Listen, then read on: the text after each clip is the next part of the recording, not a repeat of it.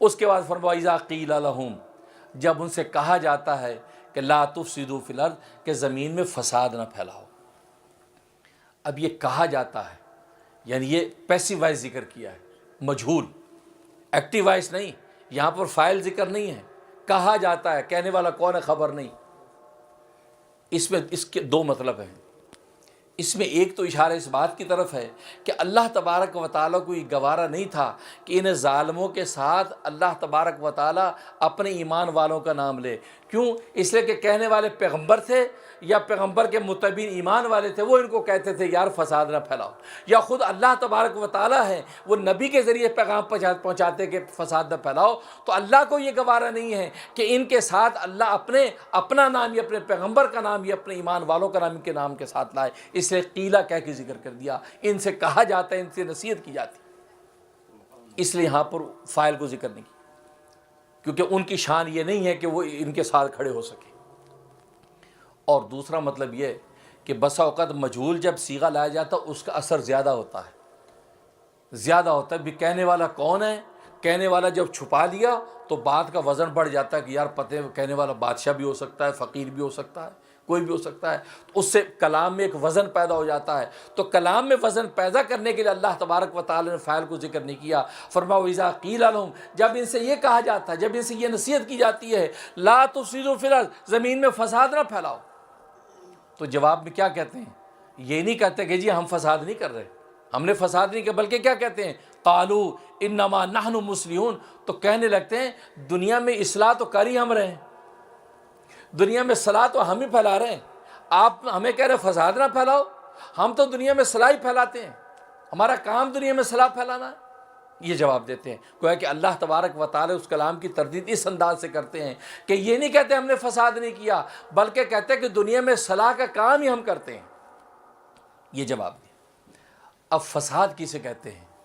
فساد کہتے ہیں کہ چیز جب حد اعتدال سے نکل جائے اور اس سے جو منافع متوقع تھا وہ متوقع نفع حاصل نہ ہونے کے قابل رہے، اس کو کہتے ہیں فساد۔ حد اعتدال سے نکل گئی ایک چیز اور اس سے جو نفع حاصل کیا جا سکتا تھا اس نفع کے قابل نہیں رہی، یہ فساد ہے۔ اور اس کے متضاد جو صلاح ہے۔ صلاح کسے کہتے ہیں؟ صلاح کہتے ہیں کہ جو چیزیں وہ حد اعتدال کے اندر رہے اور جو نفع اس سے حاصل کیا جا سکتا اس نفع حاصل کرنے کے قابل رہے، اس کو کہتے ہیں صلاح۔ تو یہاں پر اللہ تبارک و تعالیٰ نے فرمایا کہ تم زمین میں فساد نہ پھیلاؤ، تو سوال یہ پیدا ہوتا ہے کہ کیا فساد پھیلایا تھا انہوں نے؟ اس لیے کہ دنیا میں انہوں نے کوئی ایسے نہ کوئی جنگ و جدل کیا، نہ قتل و غارت کی، نہ کسی کو مارا پیٹا، تو کون سا فساد ہے کہ جس سے اللہ تبارک و تعالیٰ ان کو منع کر رہے ہیں؟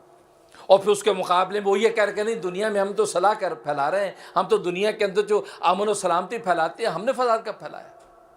تو اس پر میں گفتگو جاری رکھوں گا کہ یہ فساد کون سا فساد ہے کہ جس کا قرآن کریم نے اشارہ کیا کہ تم فساد نہ پھیلاؤ۔ اس لیے کہ ظاہری نظر میں تو منافقین کو فساد نہیں پھیلاتے تھے، صف اول میں نمازیں پڑھتے تھے، میدان جہاد میں ساتھ پیچھے پیچھے چلتے تھے، جیسے نبی کہہ دیا اسی طرح کر رہے ہیں بظاہر، تو فساد تو بظاہر نظر آتا نہیں ہے، تو پھر اللہ تبارک و تعالیٰ نے کیوں کہا کہ تم فساد نہ کرو؟ اصل میں یہ فساد نفاق کا فساد ہے کہ ان کے قلوب میں نفاق کا مرض تھا، اور نفاق یہ ایک ایسا فساد ہے کہ جس کا ان کے ظاہر پر اثر پڑتا ہے، کیونکہ نفاق کی وجہ سے ان کے اندر حسد پیدا ہوا، اور حسد پیدا ہونے کی وجہ سے وہ جسمانی امراض کا بھی شکار ہوئے۔ چنانچہ جنید بغدادی رحمہ اللہ تعالیٰ فرماتے ہیں کہ جب انسان نفس کے امراض کے اندر مبتلا ہو جاتا ہے تو انسان کا بدن بھی مریض ہو جاتا ہے، اس لیے کہ جب حسد کے اندر مبتلا ہوئے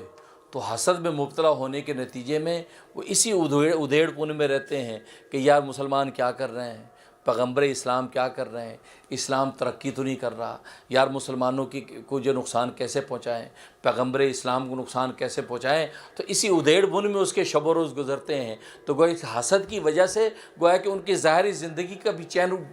لٹ جاتا ہے، ظاہری زندگی میں بھی بے چین اور پریشان نظر آتے ہیں، اور ہر وقت وہ اسی تاڑ میں رہتے ہیں کہ ہم مسلمانوں کو کہاں سے نقصان پہنچا سکتے ہیں۔ تو گویا کہ اس اندر کے نفاق کی وجہ سے ان کی ظاہری زندگی بھی بے چین ہو جاتی ہے۔ اور پھر دوسری بات یہ کہ جب وہ انسان کے اندر نفاق ہے اور وہ یہ چاہتا ہے کہ اسلام و پیغمبر اسلام ترقی نہ کریں، جس کے نتیجے میں اس کو یہ بھی خوف رہتا ہے کہ میں نے جو اپنے اندر نفاق چھپا رکھا ہے کہیں ظاہر نہ ہو جائے، کہ مسلمانوں کو پتہ نہ چل جائے کہ میں منافق ہوں، میں ان کا اپنا دوست نہیں ہوں، میں اسلام کا مخلص نہیں ہوں، وفادار نہیں ہوں، تو وہ اس اپنے اندر کے خوف کے اندر بھی مبتلا رہتا ہے۔ چنانچہ اس کے شب و روز یہی دھڑکا لگا، دغدغہ لگا رہتا ہے کہ یار کہ پتہ نہ چل جائے میں منافق ہوں، کہ پتہ نہ چل جائے کبھی اپنے اقوال کے ذریعے سے، کبھی اپنے احوال کے ذریعے سے، کبھی اپنے اعمال کے ذریعے سے وہ یہی شو آف کرنے کی کوشش کرتا ہے جی میں مخلصین میں سے ہوں۔ تو نتیجہ کیا ہے کہ اس کی وجہ سے وہ جھوٹ در جھوٹ کا شکار ہوتا ہے، کذب در کذب کا شکار ہوتا ہے، ایک کذب کو بچانے کے لیے 100 کذب کا شکار ہوتا ہے، ایک جھوٹ کو سچا ثابت کرنے کے لیے 100 جھوٹ بولتا ہے۔ تو نتیجہ کیا، اس جھوٹ کی وجہ سے جو ماحول میں تعفن پیدا ہوتا ہے، ماحول کے اندر، فضا کے اندر جو خرابی پیدا ہوتی ہے، اللہ تبارک و تعالیٰ اصل میں اس خرابی سے منع کر رہے ہیں۔ اس لیے کہ حدیث میں آتا ہے کہ جب جھوٹ بولا جاتا ہے تو ایک بدبو ہے جو فضا میں پھیل جاتی ہے۔ بس اوقات اللہ تبارک و تعالیٰ اس بدبو کو ظاہر کر دیتے ہیں تو انسان اس تعفن کو محسوس کرتا کہ یار بدبو پھیلی ہے۔ لیکن اللہ تبارک و تعالیٰ نے سرکار دو عالم صلی اللہ علیہ وسلم کی برکت سے اس امت محمدیہ پر رحم کیا کہ ان کے گناہوں کی بو کو جب وہ ستاری کے پردے میں چھپا لیا جاتا ہے، ورنہ جھوٹ بولنے کی بدبو ہے۔ اور ایسے اللہ کے ولی کہ جن کو اللہ نے دل کی آنکھ دے رکھی ہے، وہ اپنے کشف کی آنکھ سے اس کو پہچان لیتے ہیں۔ اس لیے بخاری شریف کی حدیث ہے اتقوا فراست المومن فإنه ينظر بنور اللہ، کہ مومن کی فراست سے ڈرو، اللہ والوں کی اس بصیرت باطنی سے ڈرو، اس لیے کہ وہ نور کی آنکھ سے دیکھتے ہیں، نور کی آنکھ سے دیکھتے ہیں۔ وہ الگ بات ہے کہ وہ آپ پر ظاہر نہ کریں کہ یار تم جھوٹ بول رہے ہو، وہ خاموشی سے سن لیتے ہیں، ہم سمجھے لو بھی دھوکہ دے دیے، چکر دے دیا ہم نے۔ حضرت تھانوی رحمۃ اللہ علیہ فرماتے ہیں اللہ والے تمہاری بات پر چکر کھا کے اصل میں تمہیں چکر دیتے ہیں،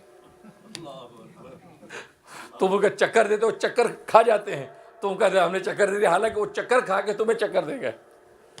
اور تم بڑے خوش ہو کہ ہم نے یار اللہ والے کو جو ہے ٹوپی پہنا دی۔ نہیں بھائی،